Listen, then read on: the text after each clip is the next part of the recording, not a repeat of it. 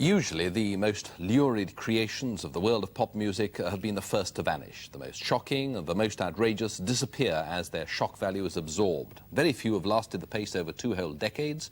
What's remarkable about the Rolling Stones is that they were more shocking than most and as original as any, and they're still around and more popular than ever. Tomorrow they return to London, their hometown, for the first concerts in 6 years. All 144,000 seats for the 2 shows have long since been sold out. Last autumn, Newsnight's Robin Denzelow talked to Mick Jagger about his life and plans. This evening, he turns his attention to the guitarist Keith Richards, Jagger's longtime collaborator and co-writer of many Stones hits. Richards has been shy of publicity because for 10 years he was a heroin addict. Now, in a rare television interview, he discusses both the group's future plans and his own past struggle with heroin. From Paris, Robin Denzelow reports.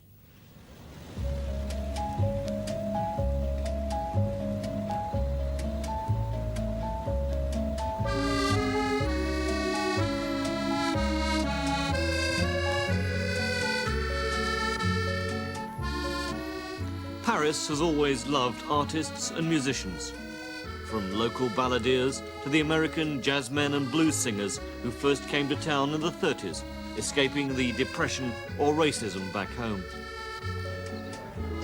The city became the jazz and blues headquarters of Europe.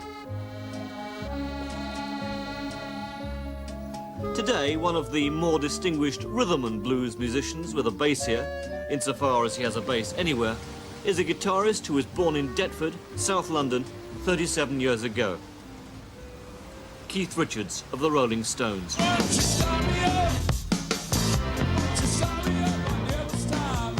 His partner and friend from school days, Mick Jagger, also lives here some of the time.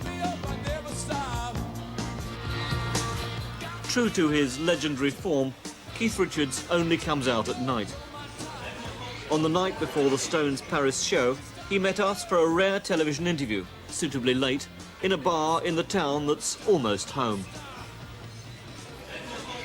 I have an apartment here, so it's kind of handy if I'm around Europe at all, sort of gravitate to Paris.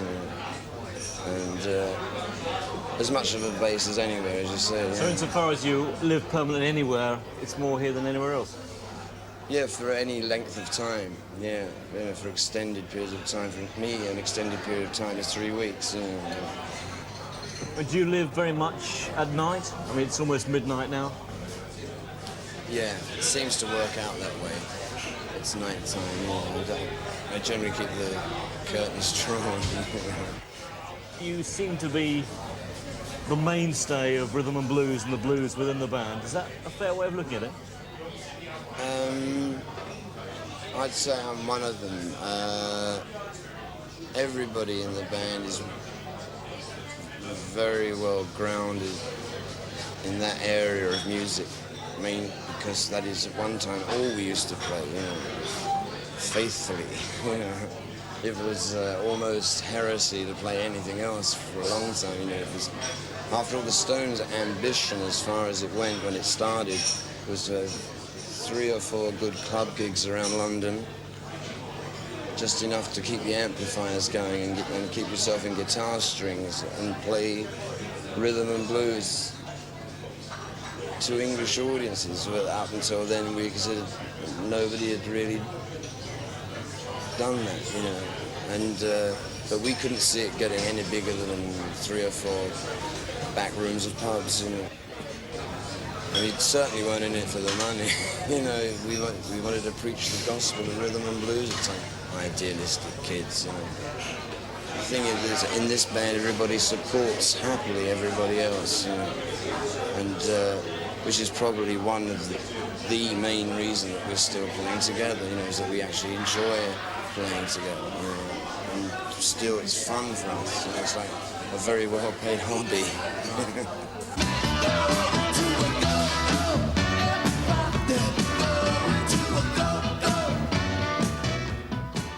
The band are ferried out to enjoy their hobby in little yellow vans with dark glass windows.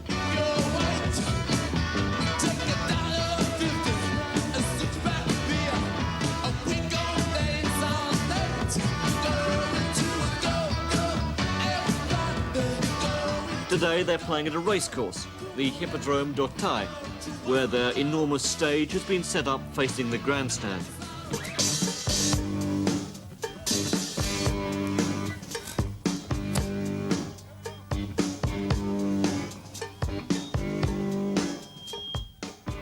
He may have been playing it for 13 years, but Keith Richards still crashes enthusiastically into honky-tonk women.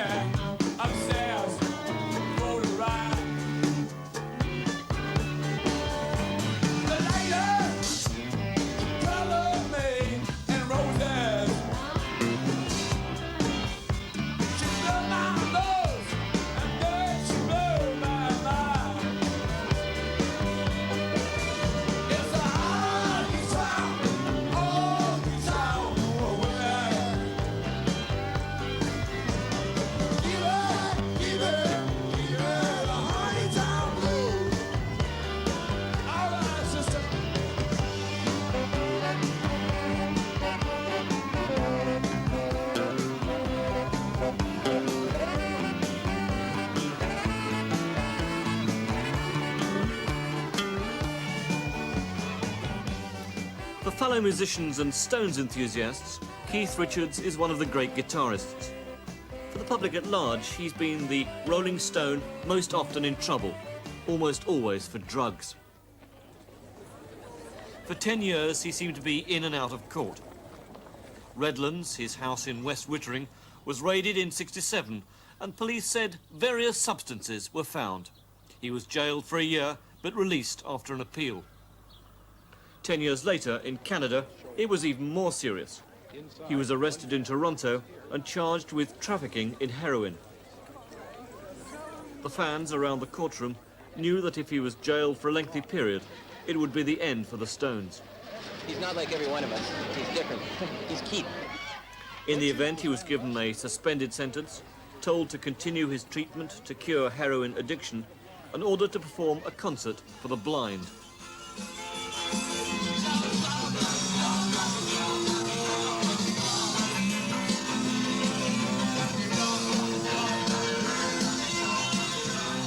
After the Toronto incident, Keith Richards says he gave up heroin. Eventually, in Toronto, yes, you know, the very fact that I was a total junkie for almost 10 years leaves me now realizing that it didn't worry me too much then because of the very nature of heroin.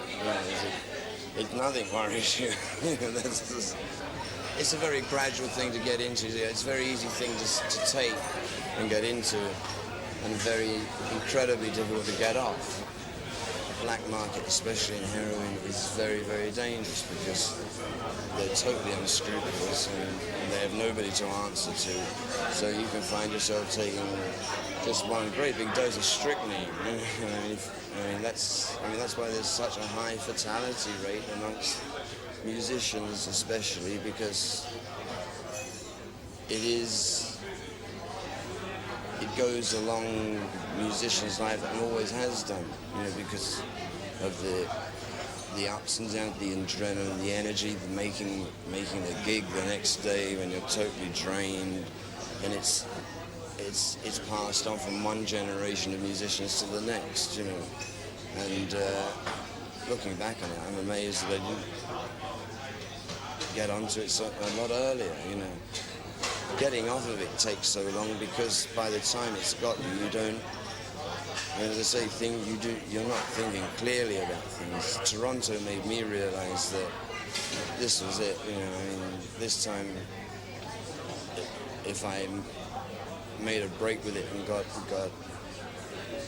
out of the court hassle, it would, but another time would be it, and I was jeopardizing the lives and the future of the children, the guys in the band, yeah, and not just myself. You know, that made me realise it wasn't just me. You know, it wasn't just me. It was going to affect everybody that I care about. You know, and so in a way they did me a favour. You know, God bless the Mounties. In the years when you were a junkie, you were presumably in danger sometimes as much from the people you had to deal with as from the drugs themselves. In the States and a few other hot spots in the world, Marseille at that time, I don't think so much now, but there were a couple of times in New York where these people have incredible setups, worked out, you know, look out for the cops and suddenly some paranoid junkie would scream at their coming, and a couple of times bullets would thud into the wall, and just, forget it, I'll cold turkey.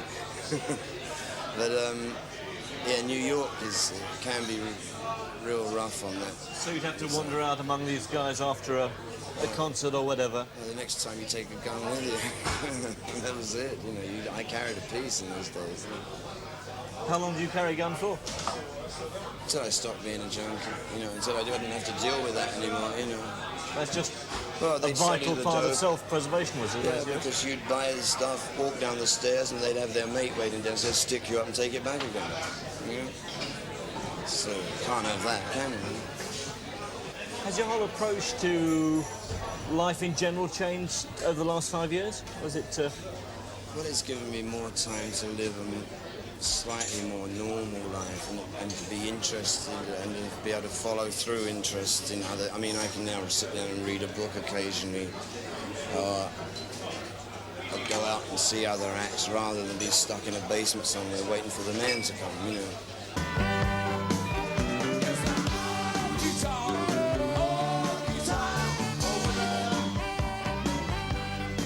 Against many expectations, Keith Richards hasn't just survived the 70s, he's survived in excellent form. On stage, his guitar sparring partner is Ron Wood, another distinguished veteran rock and roll raver, who tends to go around with Richards when they're on the road.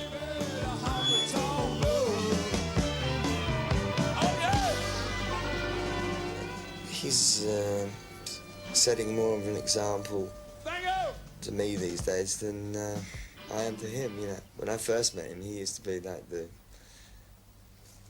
guy up there somewhere, you know, who you often couldn't communicate with unless you had a baked bean can and a piece of string or something.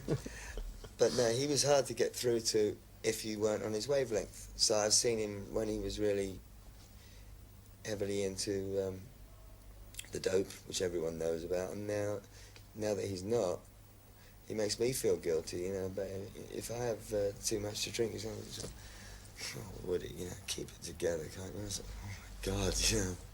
Do you have any ambitions left after 20 years with the Stones, or has that fulfilled most of it? Never had any sort of definite ambitions in the first place. I guess the one, if there is a general one, it's connected with the band in that we're still trying to make the Stones a better band. We're still trying to get better, and I guess we all think we are, because you wouldn't get these guys to do it if they thought that they'd reached the point of no return. If it was just there, you know, oh, here we go, you know, let's just do the Rolling Stones. They go on every night. I know every one of them does. The idea of making this show a little bit better than the one before, you know, which is admirable, I think. I mean, they're very good boys, you know, in a way. What would you do if the Stones, or when the Stones, as they must, eventually broke up? Well, I don't know. I mean, I actually read something the other day which, after those Scottish gigs, which suggested that there was now no reason why the Stones couldn't be Sinatra and Bing Crosby, which I thought was an amazing kind of comparison. But you see, the thing is with rock and roll that nobody's ever done it that long enough for the idea of older people to play it. You know, it's been Yeah, which no doubt people thought about jazz in the 20s. You know, it would be inconceivable. Because Nobody they were all thought that young guns. Louis Nobody had Armstrong ever could done keep going more than Exactly. 25 or 30. it. But I mean, I play with Muddy Waters, for instance, in Chicago, and he's no young guy anymore, but he's playing as good as ever, you know, and if he can do it, sure I can. You know, given the few obvious things like not having my hands chopped off or anything.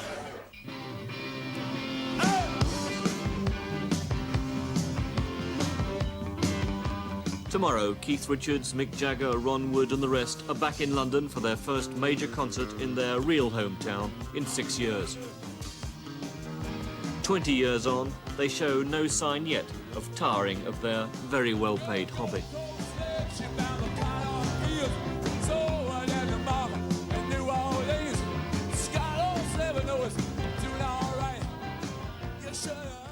And the reporter, Robin Denselo.